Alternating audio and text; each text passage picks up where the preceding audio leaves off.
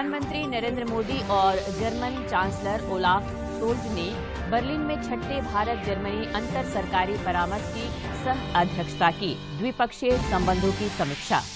चुनाव आयोग ने मुख्यमंत्री हेमंत सोरेन से अनगढ़ा माइनिंग लीज मामले में मांगा जवाब। पूछा क्यों नहीं जनप्रतिनिधित्व कानून के तहत की जाए कार्रवाई। त्रिस्तरीय पंचायत चुनाव को लेकर ग्रामीण क्षेत्रों में राजनीतिक सरगर्मी जोरों पर। दूसरे चरण के लिए नामांकन पत्रों की जांच 4 और 5 मई को। और देश भर में ईद उल फितर की धूम। राजधानी रांची समेत राज्य भर के ईदगाहों और मस्जिदों में अदा की गई विशेष नमाज।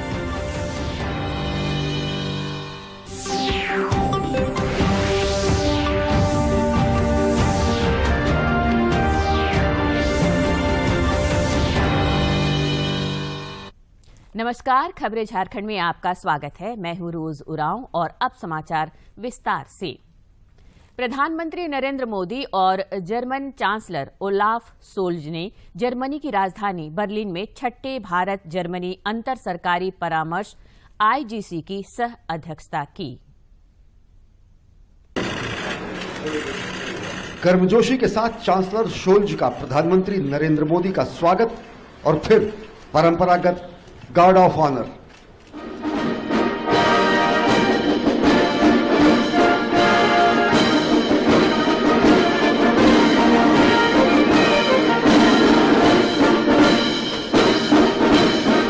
बर्लिन में प्रधानमंत्री नरेंद्र मोदी और चांसलर शोल्ज के बीच व्यक्तिगत केमिस्ट्री भी देखने को मिली। दोनों नेताओं के बीच द्विपक्षीय बैठक हुई जो भारत और जर्मनी के बीच द्विवार्षिक अंतर सरकारी परामर्श के छठे दौर से पहले आयोजित की गई थी। चांसलर शोल्ज के एंगेला मर्केल से पदभार संभालने के बाद दोनों नेताओं के बीच ये पहली मुलाकात थी। कई महत्वपूर्ण मुद्दों पर चर्चा की गई। व्यापार के साथ साथ सांस्कृतिक संबंधों को प्रोत्साहन देने सहित कई मुद्दों पर बातचीत हुई। चांसलर शोल्ज ने बेहतरीन मेजबान की भूमिका को निभाया और दोनों नेताओं के बीच एक जीवंत और गर्मजोशी से भरी अनौपचारिक बातचीत भी हुई। इसके बाद प्रधानमंत्री नरेंद्र मोदी और चांसलर शोल्ज की मौजूदगी में द्विवार्षिक अंतर सरकारी परामर्श के छठे दौर के लिए भारत और जर्मनी के शीर्ष मंत्रियों के बीच बैठक हुई। चर्चा में समग्र रणनीतिक साझेदारी के तहत द्विपक्षीय सहयोग के प्रमुख क्षेत्रों के साथ साथ क्षेत्रीय और वैश्विक विकास पर जोर दिया गया। दोनों देशों के बीच हरित और सतत ऊर्जा साझेदारी पर हस्ताक्षर किए गए।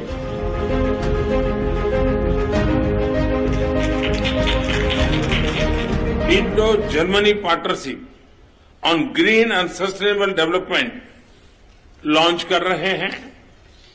भारत ने ग्लासगो में अपने क्लाइमेट एम्बिशन को बढ़ाकर विश्व को यह दर्शाया है कि हमारे लिए ग्रीन एंड सस्टेनेबल ग्रोथ एक आर्टिकल ऑफ फेथ है। इस नई पार्टनरशिप के तहत जर्मनी ने 2030 तक 10 बिलियन यूरो की अतिरिक्त विकास सहायता से भारत के ग्रीन ग्रोथ प्लान्स को सपोर्ट करने का निर्णय लिया है। इसके लिए मैं जर्मनी और चांसलर शोल्ज को धन्यवाद देता हूं। जर्मन चांसलर ओलाफ शोल्ज ने अपने बयान में संयुक्त परियोजनाओं को लागू करने के लिए 1 करोड़ यूरो की पेशकश की। India numbers amongst those countries that are of greatest importance with regard to this perspective, not only because it is the country with the biggest population, but also because of the part it plays and the share it has in the global economy. When it comes to implementing the projects and measures of this partnership of ours, we will make available funds in the future, all of them together equal 10 billion euros. Thus, it is good that the ministers have agreed on a number of cooperation agreements here. They've agreed on cooperating in areas such as agricultural ecology, development cooperation, forest restoration, but also on activities in the field of renewable energies and solar. The solar partnership between India and Germany has played a prominent part. Ukraine संकट के मुद्दे पर प्रधानमंत्री ने कहा, कोई भी विजयी नहीं होगा, नुकसान सभी को होगा। चांसलर शोल्ज ने कहा, युद्ध में अंतर्राष्ट्रीय कानून के सिद्धांतों का उल्लंघन किया गया है। यूक्रेन के संकट के आरंभ से ही हमने तुरंत युद्ध विराम का आह्वान किया और इस बात पर जोर दिया था कि विवाद को सुलझाने के लिए बातचीत ही एकमात्र उपाय है। हमारा मानना है कि इस युद्ध में कोई विजयी पार्टी नहीं होगी, सभी को नुकसान होगा। इसलिए हम शांति के पक्ष में हैं। Our consultations, as everyone is aware, are taking place in a dramatic global situation.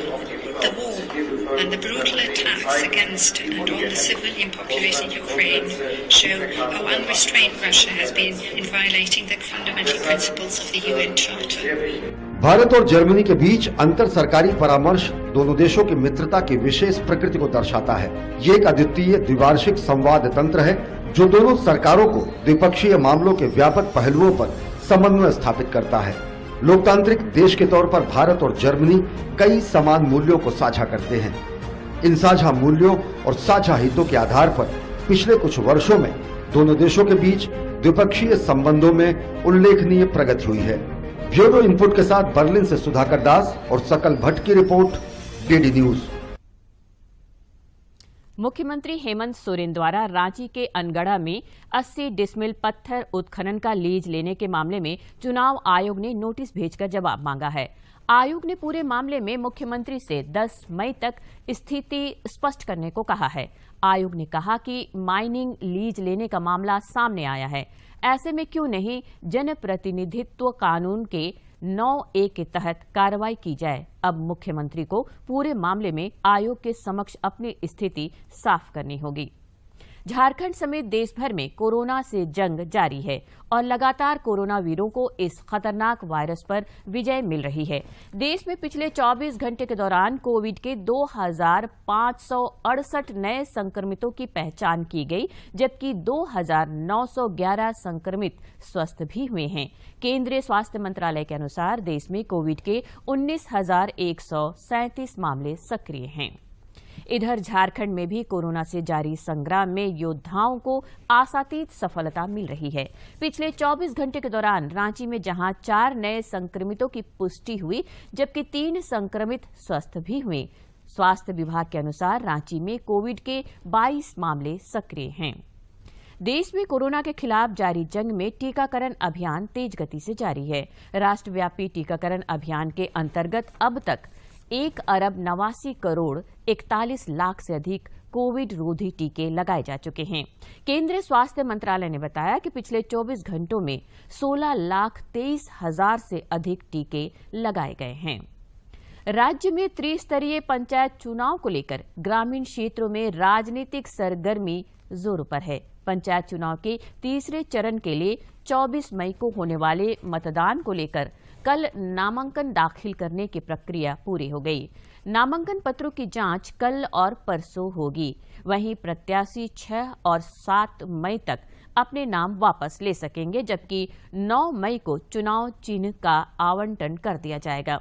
वहीं दूसरे चरण में 19 मई को होने वाले मतदान को लेकर नामांकन पत्रों की जांच कल की जाएगी। जमशेदपुर पूर्वी विधानसभा क्षेत्र से निर्दलीय विधायक सरयू राय के खिलाफ ऑफिशियल सीक्रेट एक्ट के तहत रांची के डोरंडा थाने में एफआईआर दर्ज कराई गई है।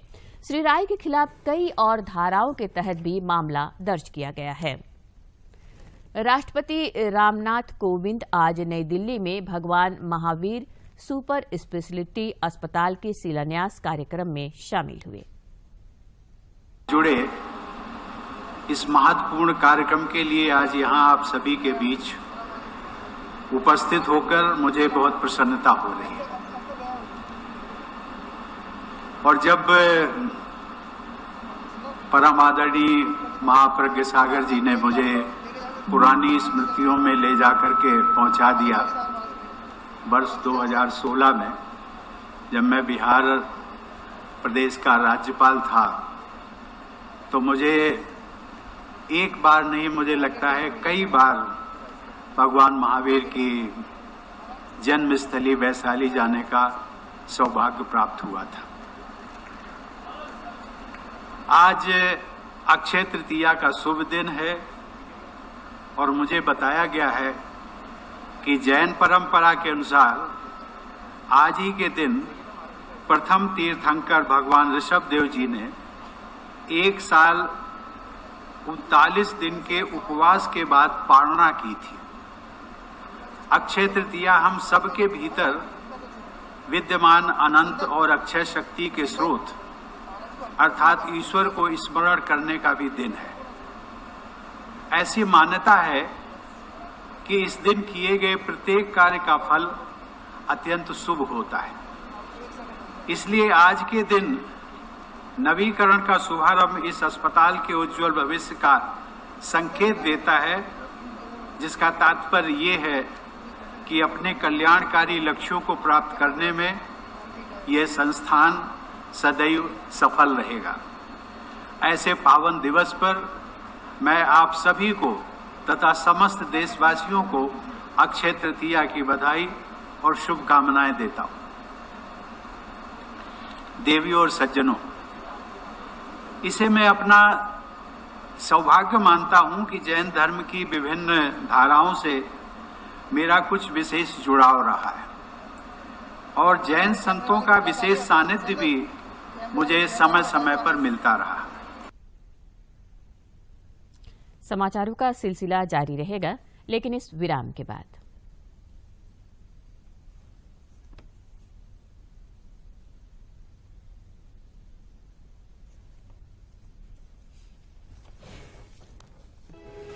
उसमें पत्थर उथल गिर जाए तो मौत भी हो जाती है, चोट भी हो जाता है, फिर अपाहिज भी हो सकते हैं। इसमें बहुत ही दिक्कतें होती हैं।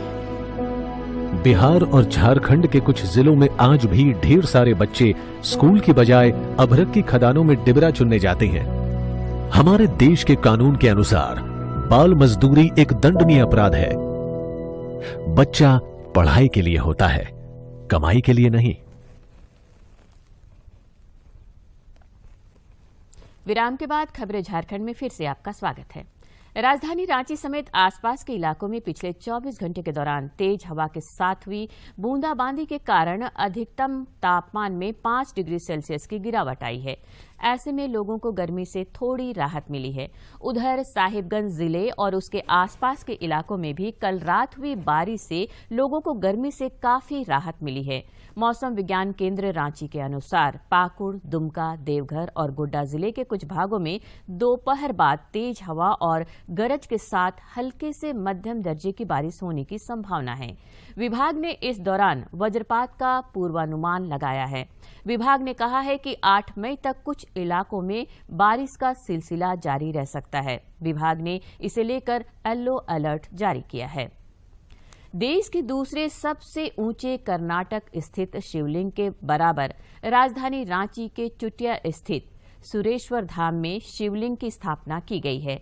आज सवेरे कलश यात्रा के साथ ही मंदिर का प्राण प्रतिष्ठा अनुष्ठान शुरू हुआ। कलश यात्रा के अलावा पंचांग पूजन और मंडल प्रवेश का कार्यक्रम भी आयोजित किया जा रहा है।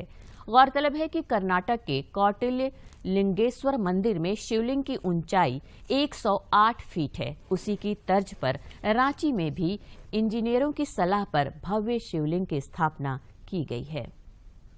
झारखंड समेत देश भर में आज ईद उल फित्र का त्योहार आस्था और उल्लास के साथ मनाया जा रहा है।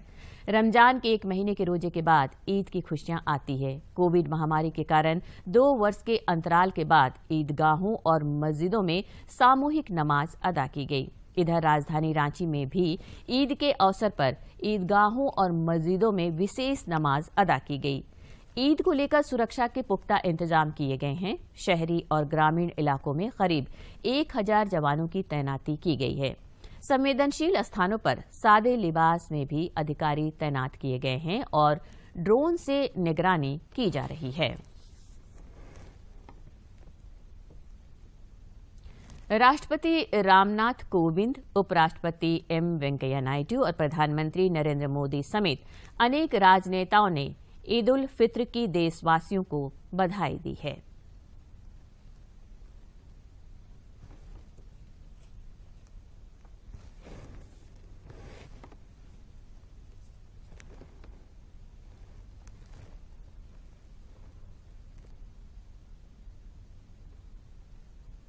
इधर राज्यपाल रमेश बैस और मुख्यमंत्री हेमंत सोरेन ने भी ईद पर राज्यवासियों को बधाई एवं शुभकामनाएं दी हैं। राज्यपाल और मुख्यमंत्री ने इस अवसर पर सभी के स्वस्थ, सुखी और समृद्ध जीवन की कामना की है।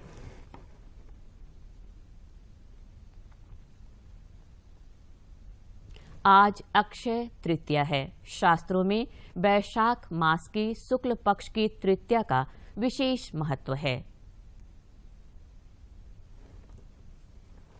का जन्म हुआ था। अक्षय तृतीया के दिन सोना चांदी की खरीदारी करने का विशेष महत्व है। अक्षय तृतीया के मौके पर वाराणसी में श्रद्धालुओं ने गंगा नदी में पवित्र स्नान किया।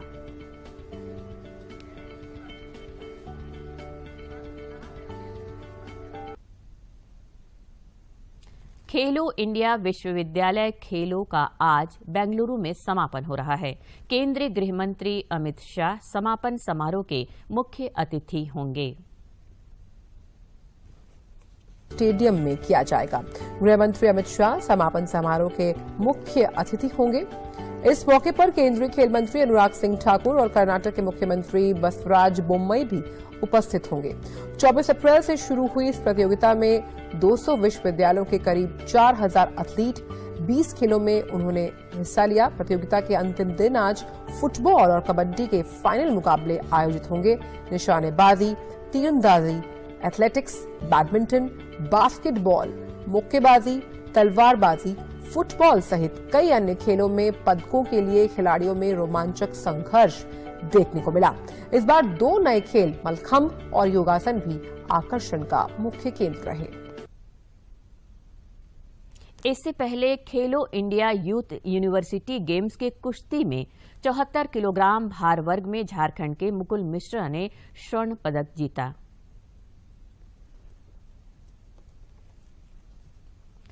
आईपीएल क्रिकेट में कल खेले गए मैच में कोलकाता नाइट राइडर्स ने राजस्थान रॉयल्स को 7 विकेट से हरा दिया। कोलकाता को लगातार 5 हार के बाद ये जीत मिली है। राजस्थान से जीत के लिए मिले 153 रन के लक्ष्य को केकेआर ने 3 विकेट खोकर और 5 गेंदें शेष रहते हासिल कर लिया। कोलकाता के नीतीश राणा ने 37 गेंदों में नाबाद 48 और रिंकू सिंह ने 23 गेंद में नाबाद 42 रन की पारी खेली। इससे पहले राजस्थान की तरफ से कप्तान संजू सैमसन ने सबसे अधिक 54 रन की पारी खेली।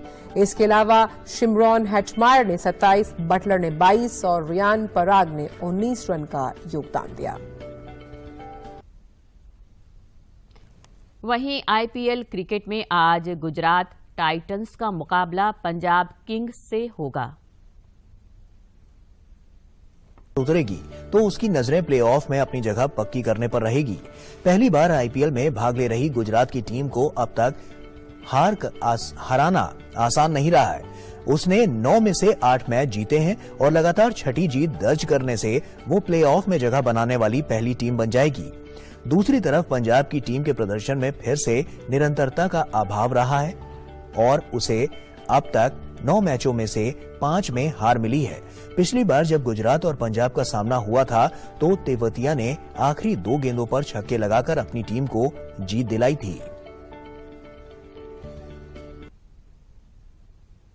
भारोत्तोलन में कल ग्रीस के हेराक्लियोन में आईडब्ल्यूएफ जूनियर विश्व चैंपियनशिप में हर्षदा शरद गरुड़ ने इतिहास रचते हुए स्वर्ण पदक जीता है। वह इस प्रतियोगिता में स्वर्ण पदक जीतने वाली पहली भारतीय महिला भारोत्तोलक बन गई है। यूएएफ जूनियर विश्व चैंपियनशिप में स्वर्ण पदक अपने नाम किया। वो इस चैंपियनशिप में गोल्ड जीतने वाली पहली भारतीय भारोत्तोलक बनी।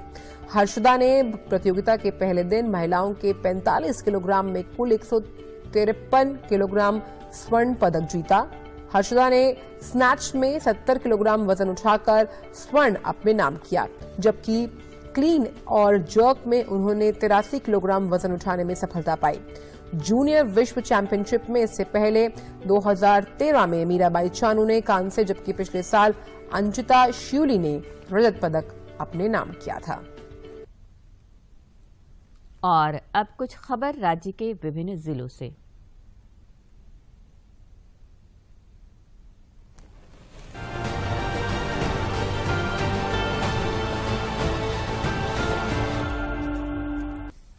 हजारीबाग के जिला निर्वाचन पदाधिकारी सह उपायुक्त नैन्सी सहाय ने पंचायत निर्वाचन में चुनावी मैदान में उतरे उम्मीदवारों के खर्चों पर निगरानी के लिए निर्वाचन व्यय अनुश्रवण कोषांग का गठन कर प्रखंडवार राज्य कर पदाधिकारियों के नेतृत्व में टीम का गठन किया है। निर्वाचन व्यय अनुश्रवण कोषांग की टीम चुनावी प्रक्रिया के दौरान प्रत्येक अभ्यर्थियों के व्यय और प्रस्तुत लेखा का जांच कार्य को संपादित करेगी।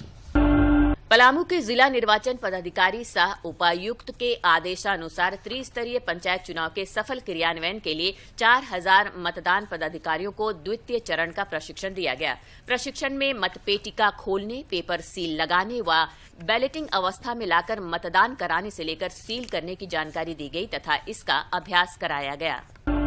त्रिस्तरीय पंचायत चुनाव की तैयारियों पर जिला निर्वाचन पदाधिकारी सह उपायुक्त शशि रंजन ने सभी आरओ को क्लस्टर से मतदान केंद्र की दूरी को कम से कम रखने की दिशा में कार्य करने पर बल दिया।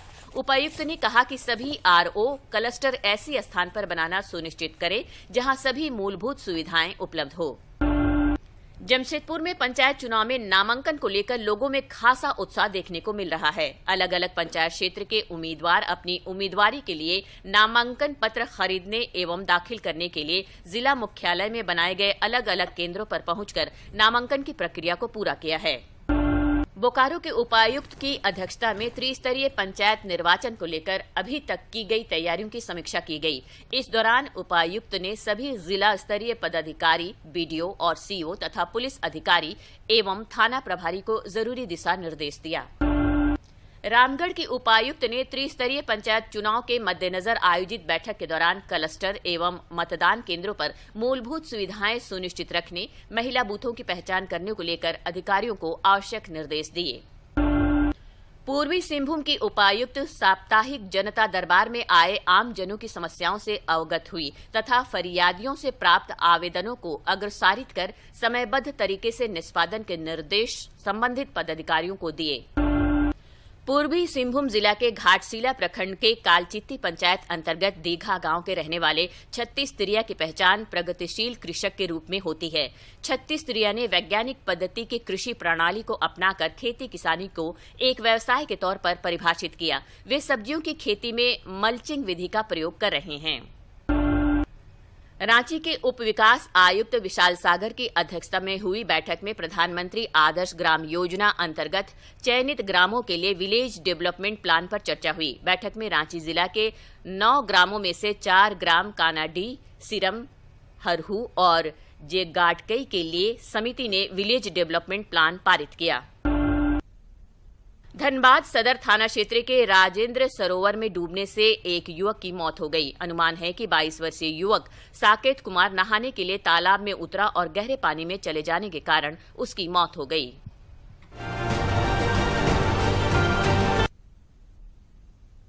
और आइए अब देखते हैं स्वतंत्रता संग्राम में कितना खास है आज का दिन।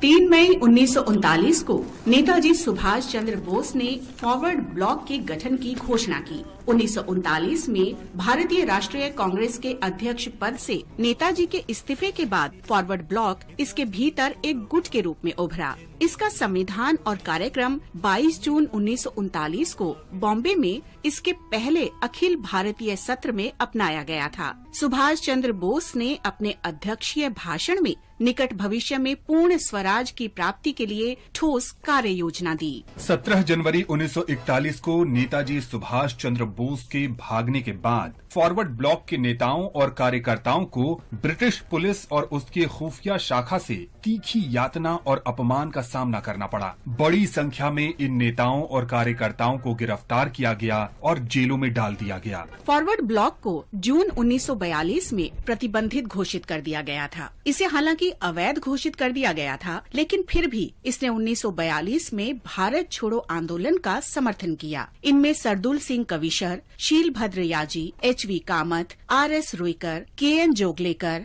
मुकुंद लाल सरकार और यू मुथुरालिंगम थेवर जैसे पार्टी के राष्ट्रीय स्तर के नेता शामिल थे। स्वतंत्रता के बाद पार्टी ने पश्चिम बंगाल में एक स्वतंत्र राजनीतिक दल के रूप में खुद को स्थापित किया। हम स्वतंत्रता सेनानी ज्वाला प्रसाद को भी आज के दिन याद कर रहे हैं। जिन्हें 3 मई 1860 को अंग्रेजों ने मार डाला था। वो उत्तर प्रदेश के कानपुर से थे और उन्होंने भारतीय स्वतंत्रता के पहले युद्ध में सक्रियता से भाग लिया था। उन्होंने कानपुर में सेना का नेतृत्व किया और ब्रिटिश सेना के खिलाफ कई युद्ध लड़े। वो नाना साहब के मुख्य लेफ्टिनेंट बने और जब अंग्रेज कानपुर छोड़ रहे थे तब तांत्या टोपे, अजीमुल्लाह खान, बाला साहब और टिक्का सिंह के साथ सती चौरा घाट पर भी मौजूद थे। ज्वाला प्रसाद को अंग्रेजों ने पकड़ लिया और मौत की सजा सुनाई। उन्हें 3 मई 1860 को कानपुर के सती चौरा घाट पर फांसी पर लटका दिया गया था। हम इस महान शहीद को नमन करते हैं। हम क्रांतिकारी स्वतंत्रता सेनानी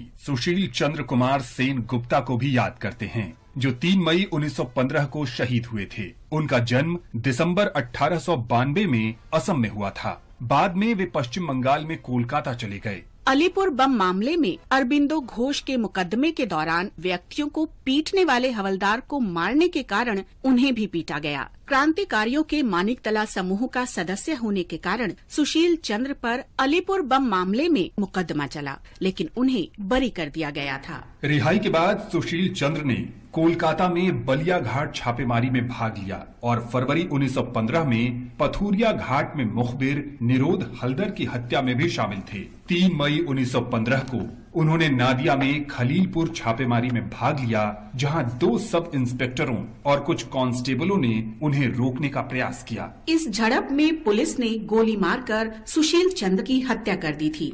हम इस महान वीर को नमन करते हैं।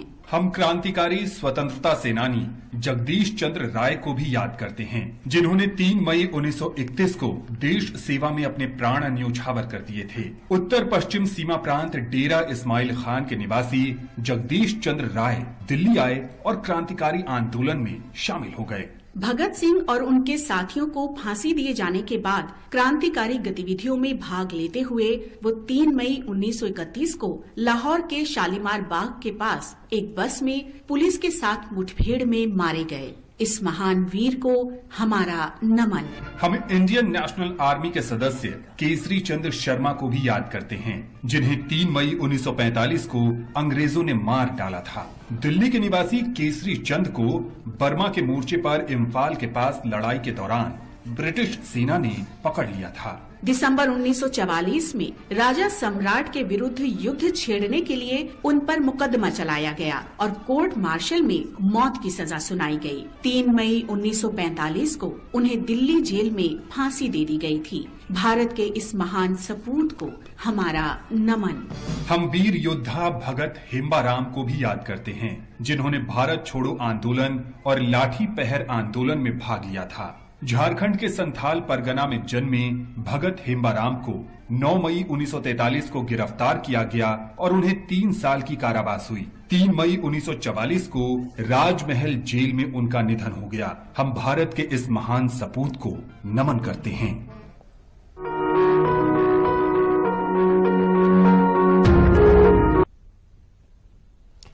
और अंत में मुख्य समाचार एक बार फिर। प्रधानमंत्री नरेंद्र मोदी और जर्मन चांसलर ओलाफ सोल्ज ने बर्लिन में 6ठे भारत जर्मनी अंतर सरकारी परामर्श की सह अध्यक्षता की। द्विपक्षीय संबंधों की समीक्षा। चुनाव आयोग ने मुख्यमंत्री हेमंत सोरेन से अनगढ़ा माइनिंग लीज मामले में मांगा जवाब। पूछा क्यों नहीं जनप्रतिनिधित्व कानून के तहत की जाए कार्रवाई।